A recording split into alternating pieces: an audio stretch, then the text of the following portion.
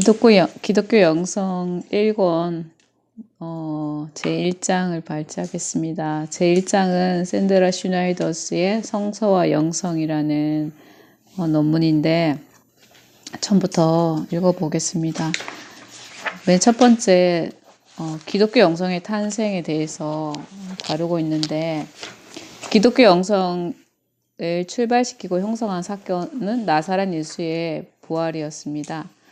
예수의 제자들이 죽임을 당하고 장사되었던 예수가 불멸의 생명을 취하여 살아나셔서 하나님과 함께 자기들 안에 또 자기들 가운데 살아계심을 제자들은 증거했고, 그리고 이 불멸의 생명을 본인들도 내적으로 경험했는데 그들도 궁극적으로 완전히 죄와 사망을 이기게 될 것이라는 그런 보증이 되었습니다. 그래서 예수의 죽음과 부활에 동참하는 자들로 살기 시작했는데, 이것이 기독교 영성의 본질이 아닌가 생각합니다.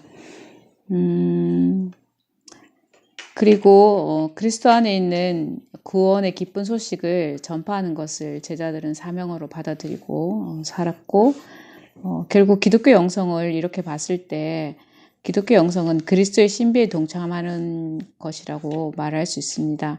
그리스도의 죽으심과 부활에 동참하는 것이 바로 그리스도의 신비에 동참하는 것이고, 이것이 기독교 영성을 말하는 것이 아닌가 1장에서 그렇게 보고 있고요.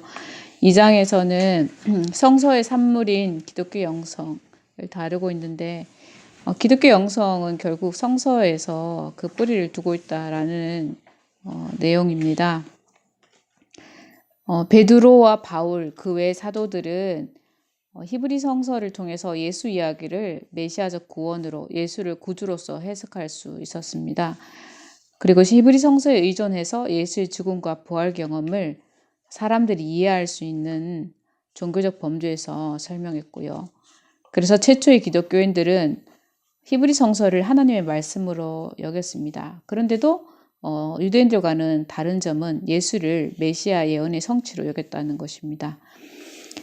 그리고 베드로를 비롯한 사람들이 복음을 전파하기 시작한 30년 이내에 기독교 저술들이 등장하게 되는데, 우리가 이해하는 그 신약 성서들이죠. 정경으로 받아들여진 사도 바울의 서신들, 사복음서들, 사도행전, 계시록 등 이런 그 성서들이 정경으로 간주되었고, 이 저술들은 예수의 가르침, 즉 약속된 하나님의 성취가 임박했다는 선포를 전달할 뿐만 아니라 그 통치가 이미 예수와 또 그분의 사역 안에서 시작되었음을 인정하고 있는 그런 특징들을 가지고 있습니다.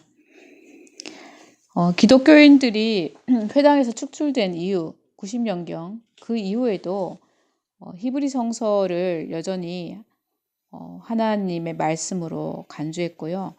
그래서 기독교 저술들, 그러니까 이제 우리가 아는 그 신약 성서들, 그러니까 그런 걸 포함한 기독교 저술들을 히브리 성서와 연관 지으려고 시도를 했습니다. 그래서 마침내는 이 성경은 두 개의 성서로 구성된 하나의 책이라는 그런 공식적인 입장에 이르렀고, 약 170년경에 사르디스의 멜리토가 최초로 히브리 성서를 구약 성서라고 이렇게 언급했고, 또 200년경에는 터툴리안이 처음으로 기독교 저술들을 신약 성서라고 언급했습니다.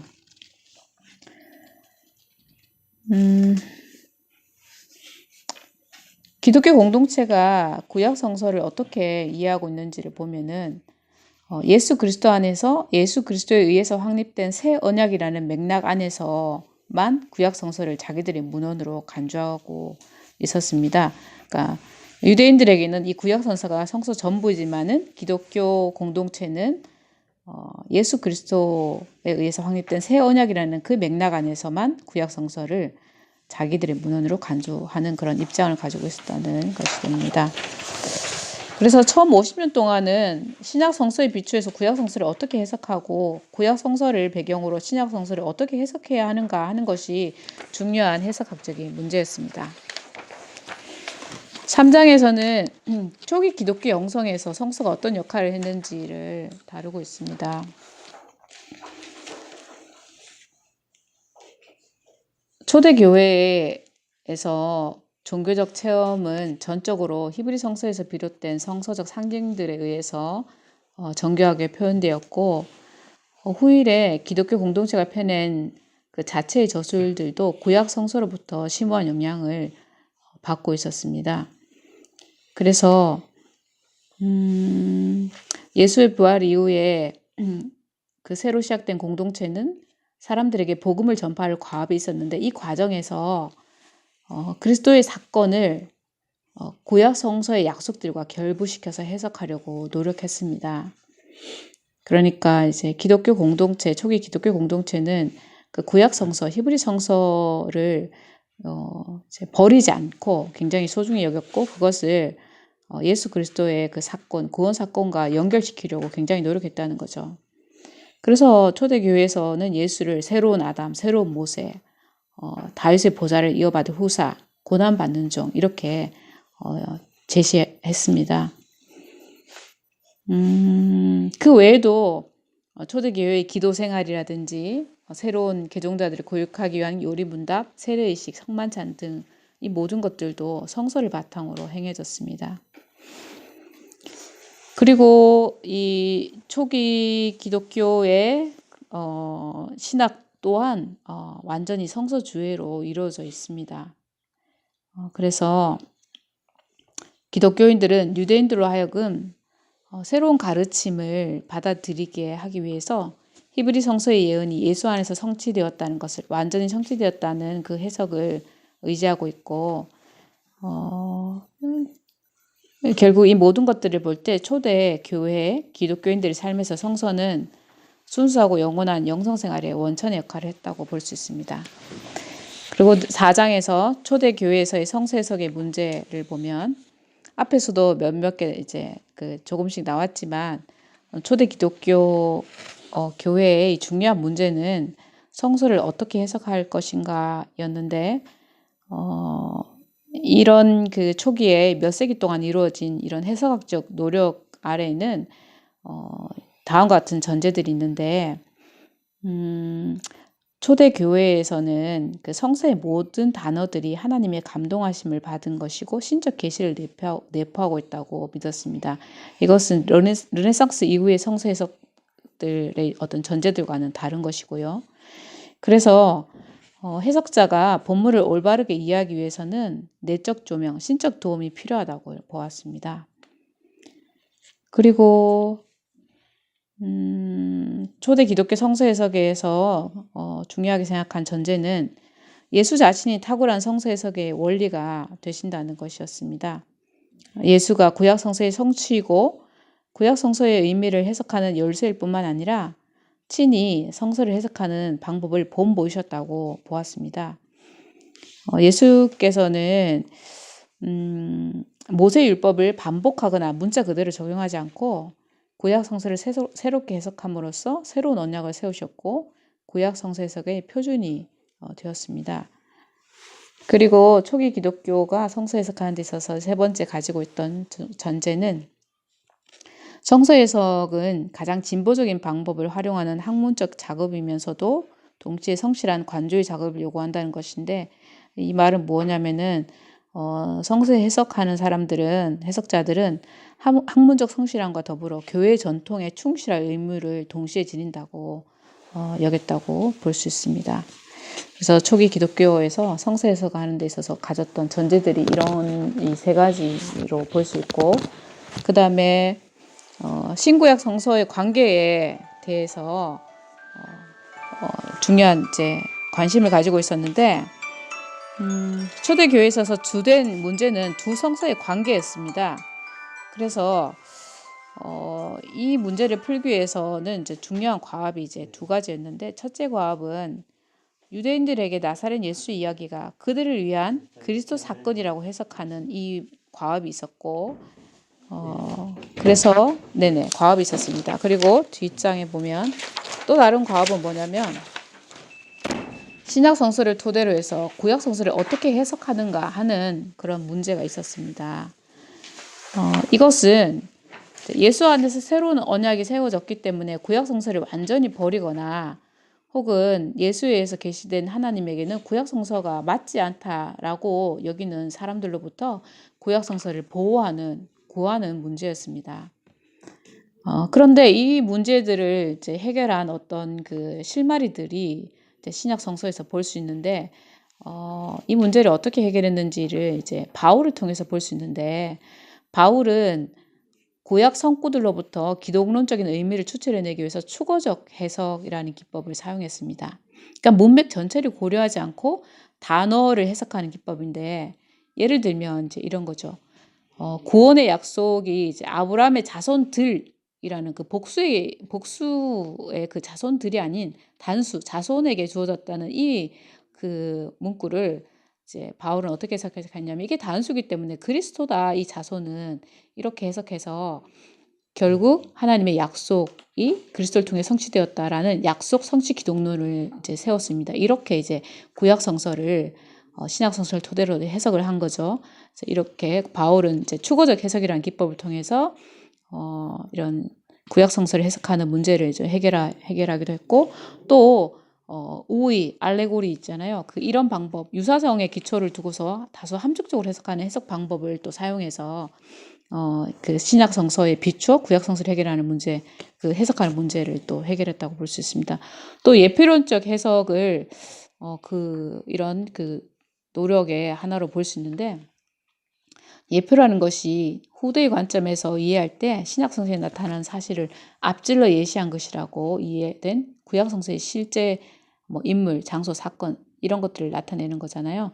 그래서 예수님도 이런 예표적인 해석을 하셨는데, 모세가 지켜던 놋뱀은 결국 장차 사람들의 영생을 위해 들림받을 인자를 나타내는 예표라고 이렇게 해석하신 것처럼, 이런 예표론적 해석을 통해서 구약 성서는 신약 성서의 예표다 이렇게 이제 해석하였습니다. 이렇게 연관을 지었습니다.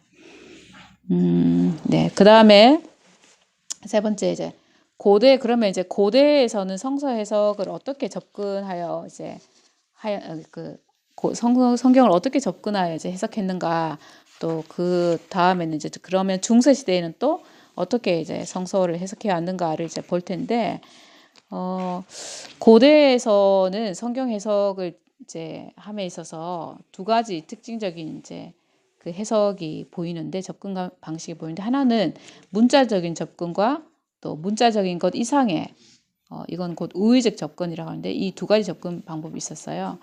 그래서 이 문자적인 것 이상의 접근, 우의적 접근은 이집트의 알렉산드리아에서 발달했고, 문자적인 접근 방식은 소아시아의 안디옥에서 이제 발달을 했습니다.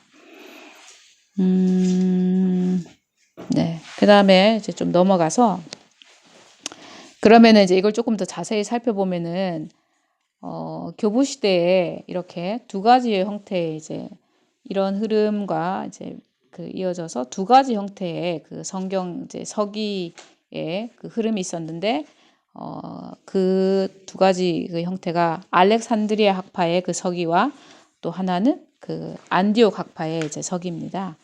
알렉산드리아 학파는 이제 우의적인 해석 방법, 그러니까 문자적인 것 이상의 그 이제 해석을 이제 발달시켰는데, 왜 이렇게 했냐면은 히브리 성서의 영적인 의미와 플라톤 철학의 통찰들 사이의 양립성을 증명하기 위해서 이제 이런 해석 방법을 발달시켰고요.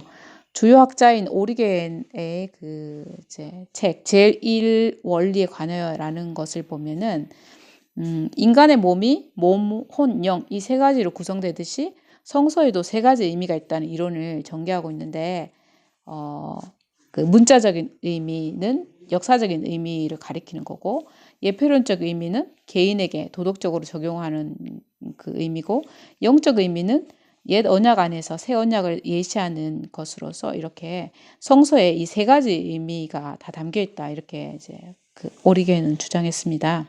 근데 이런 그 알렉산드리아에서 발달된 그 우의적 성서 해석은 서방 세계에 크게 영향을 미쳤고, 그 대표적으로는 히포의 어거스틴이 이 대표적인 지지자였습니다.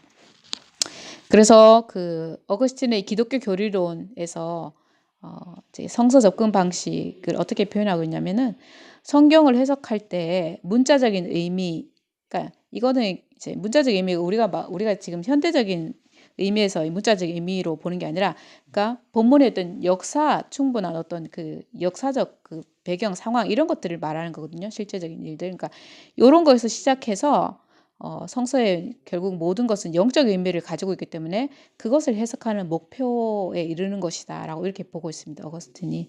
그래서 이게 알렉산드리아 학파의 그 이제 해석의 그 서기의 그 정점이라고 말할 수 있고, 이건 나중에 이제 중세 시대의 주도권을 가지는 이제 해석 방법이었습니다.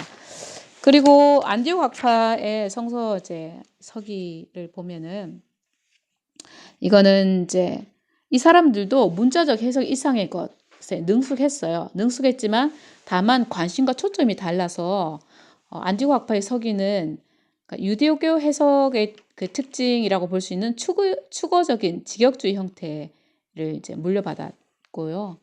그래서 안디옥의 그 주석가들은 구약 성서를 기독교적 의미로 해석하는 데 관심이 이제 있었지만 이 사람들은 역사 자체가 신적 계시의 소재이기 때문에 문자적 의미, 역사적 의미를 더 중요하게 이제 여기는 그런 그 확신을 갖고 있었어요. 그러면서도 예수 그리스도의 재림과 더불어서 명백해지는 그런 의미들을 발견하기 위한 방법을 또 사용했어요. 그래서 그들이 사용한 방법이 이제 예표론과 테오리아라는 이 방법을 포용해서 구약 성서의 예언서에 초점을 두는 그런 해석학 이론들이 발달되었습니다.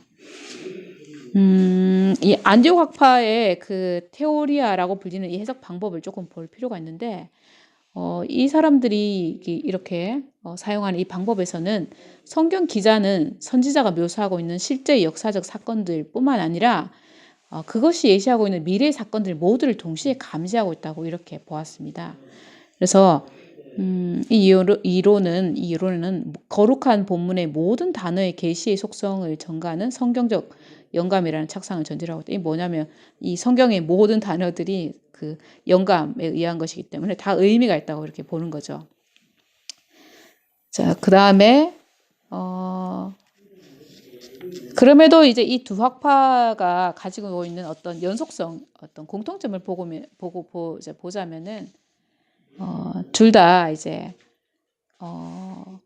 그 본문의 문자적 의미 안에 있는 그런 그 주석의 출발점, 그러니까 문자적 의미를 중요하게 생각했다는 거죠. 그 본문의 역사적 의미를. 그러면서 또 동시에 구약 성서가 가지고 있는 기독교적인 의미 있죠. 이걸 참된 의미라고 보았어요. 이걸 찾아야 된다고 보았는데 이거 안에 있는 영적인 의미를 발견한 게 결국 서기의 목표점이다. 이렇게 본 이 두 가지 관점은 결국 이 사람들의 공통점이었어요. 그러니까 이 두 학파는 결국은 성서의 역사적 의미도 중요하게 생각했으면서도 영적인 의미도 이제 그거가 성서석의 목표점이다 이렇게 보았다는 겁니다. 그다음 중세 시대는 그러면 어떻게 이제 이런 그 서기의 발달이 이루어졌냐 보면은 중세 초기, 그러니까 이제 5세기부터 11세기 초까지를 보면요.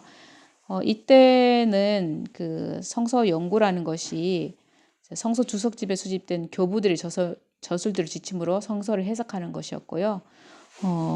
이런 그 성서를 해석하는 그 방법들을 렉시오 디비나 이렇게 이제 표현하고 있어요. 그래서 성서와 교부들에 대한 연구를 이제 했는데 이 사람들이 이거를 하면서 쓴 방법은 사중 해석 방법입니다. 이 방법은 오리겐의 그 세 가지 의미를 가지고 있다는 그 성서가 세 가지 의미를 가지고 있다는 그 해석 방법이 조금 더 발전된 것이고 거기서 영향을 받은 것인데 결국 성경 구절에는 네 가지 의미가 있다라고 이렇게 보고 있습니다. 그 네 가지 의미는 뭐냐면은 그 문자적인 의미, 그 다음에 우의적인 의미, 그 다음에 도덕적인 의미, 이건 또 비유적인 의미라고 할 수 있고, 그 다음에 신비적인 의미, 이 네 가지 의미가 성서에 담겨 있다 이렇게 보고 있습니다. 그 다음에 이 문자적인 의미는 뭐냐면은 앞에서 봤듯이 유대 역사상의 사건들과 실체들을 말하는 거고, 우의적인 의미는 본문의 기독교적인 의미, 신학적인 의미를 말하는 거고요. 도덕적 혹은 비유적 의미라는 거는 이게 개개인의 이게 삶에